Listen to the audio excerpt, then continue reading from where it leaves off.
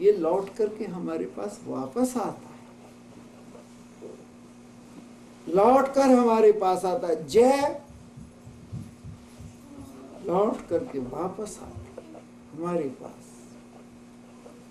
अभी आपने हनुमान चालीसा पढ़ा, जय जय जय 3 बार कहा, जय जय जय हनुमान गोसाई, कृपा करो गुरुदेव की जय। आदि दैविक, आदि भौतिक और आध्यात्मिक 3 तरह की जय के लिए हनुमान जी का आह्वान किया है। दुनिया की तकलीफें, इन पर विजय करने की ताकत, अज्ञान के अंधेरे को नाश करने के लिए हमें ताकत चाहिए। अचानक जो प्रकृति की विपत्ति आ जाती है, अनायास फ्लड आ गए, तूफान आ गए, भूकंप, जलजले, इनमें ये तीसरी विपत्ता, इन तीनों से लड़ने के लिए शक्ति दे। जय जय जय हनुमान गोसाई, कृपा करो गुरुदेव की नाई। कबीर कहते हैं, गुरु कुम्हार शिष्य कुंभ है, घड़ घड़ काढ़े खोट, भीतर से रक्षा करे और बाहर मारे चोट। जय जय जय हनुमान गोसाई, कृपा करो गुरुदेव की। आदमी को मालूम नहीं, जैसे छोटा बच्चा दीपक पर हाथ मारता है, उसे मालूम नहीं, अग्नि की तरफ हाथ बढ़ाता है। जो बड़े हैं वो उसे रोकते हैं, कहते जय जय जय हनुमान गोसाई, कृपा करो गुरुदेव की नाई। आदमी को नहीं मालूम, ये उसे मार्गदर्शन करते, उसे रास्ता दिखाते। इसलिए भगवान का एक नाम है रहबर। रहबर का अर्थ है रास्ता दिखाने वाले, सीधी राह पर चलाने वाले। जय जय जय हनुमान गोसाई, कृपा करो गुरुदेव की। महर्षि पातंजल ने योग दर्शन में कहा, योग चित्त वृत्ति निरोध है। योग उसे कहते हैं कि अपने जो खोटे विचार हैं छाड़, तुम्हारी ऊर्जा स्वतः ही जाग जाए। केवल छटनी करने की जरूरत है। ऊर्जा का स्रोत तो भरा हुआ है, वो तो खुद ही ऊपर से भीतर से उबलता है। विद्या बाहर से नहीं आती, भीतर से आती। इल्म सब भीतर है। बुक्स, विद्यालय, यूनिवर्सिटी, टीचर, प्रोफेसर इसको जगाते हैं, इस ऊर्जा को जगाते हैं। और अगर भीतर ना हो, यूनिवर्सिटी भी क्या करे, प्रोफेसर भी क्या करे, बढ़िया से बढ़िया बुक्स भी क्या करें। कबीर कहते हैं, खाली चूल्हे ना जले चाहे कितनी मारो फूंक, अब गुरु बिचारा क्या करे जब चेले माही चूक। कबीर कहते हैं, खाली चूल्हे ना जले चाहे कितनी मारो फूंक।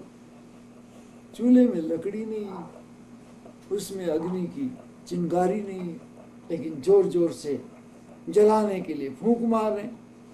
खाली चूल्हे ना जले चाहे कितनी मारो फूंक, गुरु बेचारा क्या करे। भीतर भीतर ज्ञान की ऊर्जा ही नहीं। कई माँ बाप बड़े परेशान रहते हैं कि ये पढ़ता नहीं, ये पढ़ता नहीं, ये पढ़ता नहीं, ये पढ़ता नहीं। और जो पढ़ने वाले होते हैं उन्हें कुछ ज्यादा सिर खपाने की जरूरत नहीं पड़ती। वो जो भीतर की ऊर्जा है,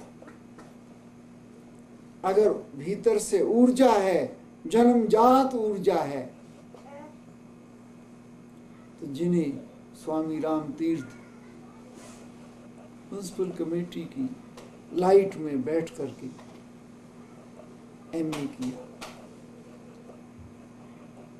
माता दूसरी थी, स्वामी राम तीर्थ की माता गुजर गई थी, पिता ने दूसरा विवाह कराया था, माँ का प्यार नहीं मिला, घर में दरिद्रता थी, कोई सहयोग नहीं मिला। लेकिन जो आगे बढ़ने वाले होते हैं, प्रकृति उनका साथ देती है, बढ़ने वाले को आगे बढ़ाती है, वही हवा है कलियों को खिलाती है, फिर जो पके हुए हैं उनको नीचे गिराती है। हवा तो एक ही है, वायु का झोंका एक है, कलियों को खिलाता, ऊर्जा को और ऊपर जगाता और ऊपर जगाता।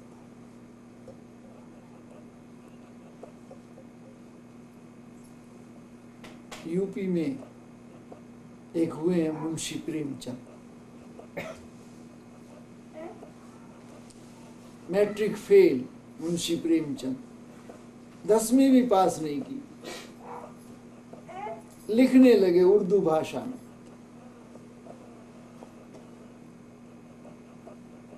उनकी लिखी हुई कहानियां उर्दू के पत्रों में छपने लगी, पेपरों में छपने लगी, करवट बदली, हिंदी पढ़े नहीं, भीतर से हिंदी में लिखना शुरू कर दिया।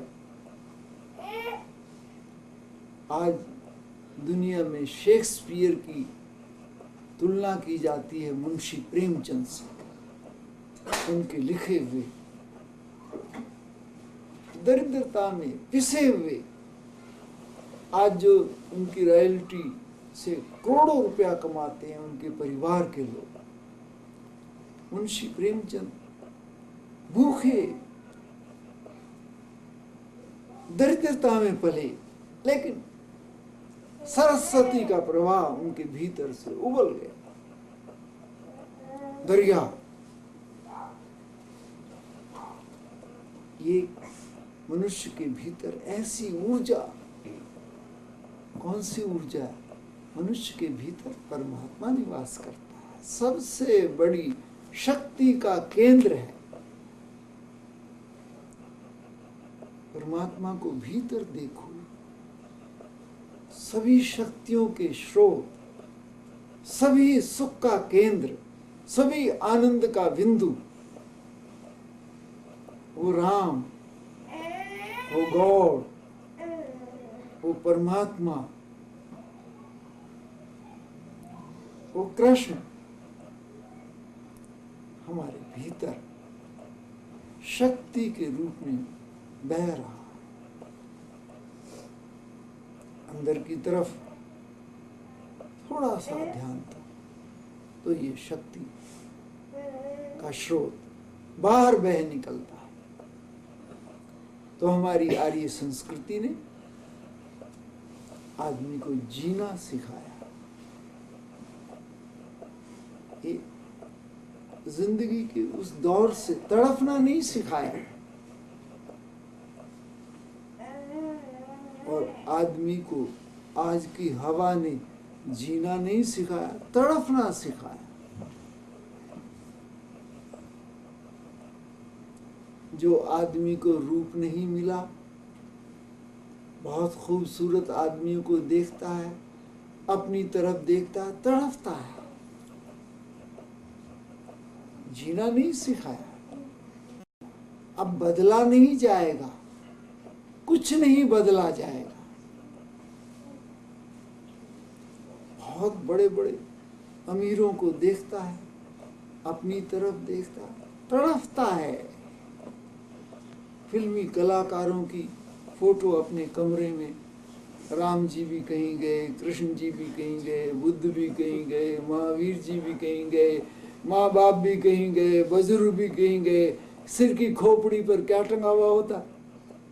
फिल्मी कलाकार दाएं बाएं आगे पीछे दौड़ लगी है, होड़ लगी है। और आधे फिल्मी कलाकार आत्महत्या से मरते। हिस्ट्री देख लीजिए ऑल वर्ल्ड की। कोई ऊपर से छलांग लगा कर मरता, कोई शूट करके मरता।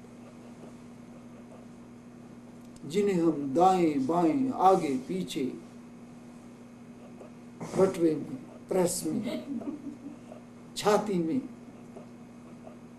शर्ट पर, पैंट पर बस चले तो उसे एक ग्रास के साथ, और फिर जीवन हमारा निशाना कहाँ? फिल्मी कलाकारों की ओर जाने का। ना जिनकी अपनी भाषा है, ना जिनके अपने कपड़े हैं, वो रिंग मास्टर जैसे उसे नचाता है ऐसे वो नाचते हैं।